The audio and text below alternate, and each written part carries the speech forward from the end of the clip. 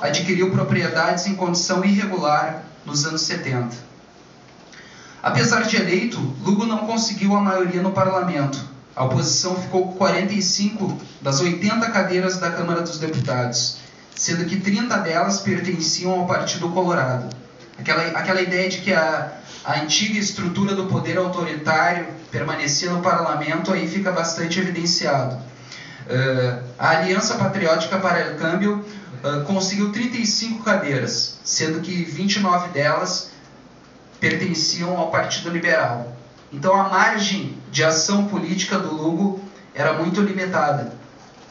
Na medida em que o Lugo encontrou uma oposição fortalecida, isto inviabilizou aprovar projetos importantes como a elevação dos impostos para a pessoa física e a efetivação da reforma agrária, o que redundou na queda do seu prestígio político frente à população. Aqui eu tenho uma série histórica da aprovação presidencial no Paraguai, fornecida pelo Latino Barômetro. A gente vê que o presidente Lula diria que nunca antes na história do Paraguai teve uma margem tão alta de aprovação. 86% dos paraguaios aprovava o Lugo quando da sua chegada. No entanto, a gente vê aqui uma série contínua de queda dessa aprovação. Isso se deve muito à resistência que o Lugo encontrou no parlamento e não conseguir efetivar as reformas do Estado. Além de ter minoria parlamentar, Lugo enfrentou, dentro da base governista, um forte conflito envolvendo o principal partido da coalizão, o Partido Liberal, e o seu vice, Frederico Franco. O início da crise iniciou quando Lugo escolheu o seu ministério sem consultar os liberais. Isso ocorreu até em boa medida pelo fato de que Lugo preferia escolher aqueles liberais mais identificados com políticas sociais, políticas social-democratas. Então, isso desagradou muito o seu vice, e ele teve o vice como o principal oposicionista, minando o governo e tentando desmoralizar a imagem de Lugo publicamente. Então, o que faltava para esses conspiradores conseguirem derrubar o Fernando Lugo foi o contexto de Curuguati. O epílogo do conflito ocorreria no dia 15 de junho, quando foram mortos, aqui está 7, mas são 6 policiais e 11 sem terra, na desocupação de uma fazenda em Curuguati, fato que desencadeou o processo de impeachment do presidente por mau cumprimento de suas funções. Agora vem a parte polêmica da história. O artigo 225 da Constituição prevê a deposição do presidente em caso de mau desempenho. No entanto, essa Constituição foi redigida em 1992, quando nem sequer houvera uma eleição democrática e todos aqueles parlamentares pertenciam à velha ordem autoritária. Então eu acho muito questionável este artigo. Acho que isso foi um recurso institucional criado pelo Partido Colorado para, em caso de reforma agrária, aperte o botão. No entanto, a rápida saída do presidente, fazendo com que todo o processo ocorresse em 24 horas, marca um traço autoritário do parlamento paraguaio, que mais uma vez excluiu a população do direito de participar do processo.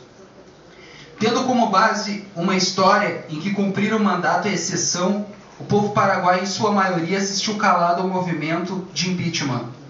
Lugo, que confiou desde o início no respaldo das massas para ir em frente e promover as mudanças, sucumbiu em virtude da inatividade dos paraguaios na esfera política e da manutenção das antigas estruturas de poder que têm origem na era Stroessner. Então, para acabar, eu vou terminar com uma frase do conspirador Lino Oviedo. No Paraguai, quem ganha perde e quem perde ganha. Obrigado.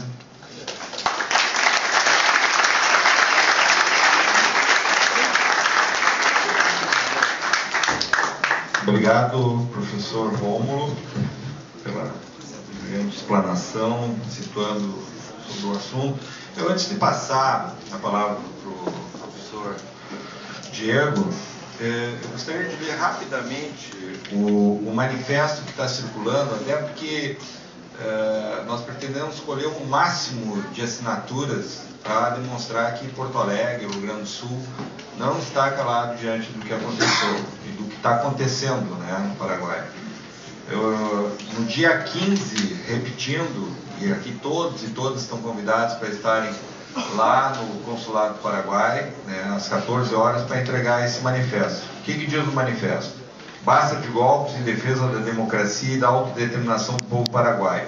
No último dia 22 de junho, o Parlamento Paraguai, dominado pela direita conservadora, violou a própria Constituição e decidiu, da noite para o dia, aprovar o impeachment do presidente Fernando Lugo, eleito democraticamente pela maioria do povo, após 60 anos de permanência do direitista Partido Colorado no poder. Houve um golpe travestido de impeachment contra Lugo e sabemos que não ocorreu pela alegada incompetência do presidente, entre aspas, a morte de policiais e camponeses em um conflito agrário ou ainda por equívoco do legislativo paraguaio. Este golpe foi intencional e se configura como mais um atentado à autodeterminação dos povos latino-americanos, a exemplo do que ocorreu em Honduras e nas tentativas frustradas contra os governos da Venezuela, Bolívia, Equador e Argentina. Para nós, lutadoras e lutadores sociais, ainda estão vivas as marcas colonialistas e da exploração que envolve a disputa pela hegemonia política e econômica na América Latina e de seu futuro como região soberana e desenvolvida. Sabemos que o golpe foi uma ação orquestrada e tem sua origem naqueles que não hesitam em negar governos democráticos para servir aos objetivos dos governos estadunidenses em se apropriar das riquezas e liberdade dos povos latino-americanos. Objetivos que trazem em perigo as democracias conquistadas duras penas, que se desconsideram as lutas de combate às ditaduras civis militares que ainda hoje estão latentes em nossas memórias. A nossa reação não advém de um fato novo, mas de muitas razões que já conhecemos e sobre as quais não podemos calar. Pela dívida social e política que temos com o povo paraguaio, e considerando as referenciais de verdade e justiça que devem nortear a luta pela nossa América, livre e soberana, denunciamos ainda o que segue. As forças que apoiaram o golpe e levaram ao poder Frederico Franco são lideradas pelos partidos Colorado e Liberal, e o não menos perigoso Partido Pátria Querida, o PQP, são consideradas as mais reacionárias do país. O narcotráfico, os proprietários das terras expropriadas dos camponeses, as elites empresariais, as transnacionais Cargill, Monsanto e Rio Tinto Alcan, além dos grandes produtores de soja como Tranquilo Faveiro, amigo do ditador Stroessner e apologista da violência contra mulheres e camponeses. O golpe também teve o apoio da mídia nacional, composta pelos proprietários dos 3 principais jornais e que controla ainda as emissoras de rádio e televisão, meios estes vinculados às transnacionais e ao sistema financeiro. Fernando Lugo não teve garantia de defesa, pois o Parlamento desconsiderou o artigo 17 da Constituição do país, que determina o seguinte: no processo penal ou em qualquer outro do qual possa derivar pena ou sanção, toda pessoa tem direito a dispor das cópias, meios e prazos indispensáveis para a apresentação de sua defesa, e a poder oferecer, praticar, controlar e impugnar provas.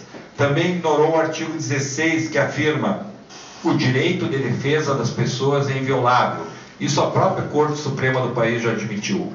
Ao interromper um processo político a menos de um ano das eleições, o Parlamento paraguaio garante o retorno ao poder de setores retrógrados da sociedade que não têm compromissos ideológicos ou humanistas para efetivar qualquer proposta de justiça social e reconhecimento às manifestações das classes populares. As forças de direita do Paraguai mentem quando alegam aspecto legal para o golpe, mesmo quando está comprovado que militares dos Estados Unidos negociam há muito tempo com políticos paraguaios a viabilidade da instalação de uma base militar na miserável, mas estratégica região do Chaco. Representantes das câmaras do Congresso do Paraguai exigiram de delegados do governo venezuelano uma grande quantidade de dinheiro para aprovar a entrada da Venezuela no bloco regional do Mercosul. Essa denúncia foi feita pelo próprio presidente Hugo Chávez e confirmada por autoridades brasileiras. Após a corajosa decisão dos governantes do Brasil, Argentina e Uruguai em suspender o Paraguai da Unasur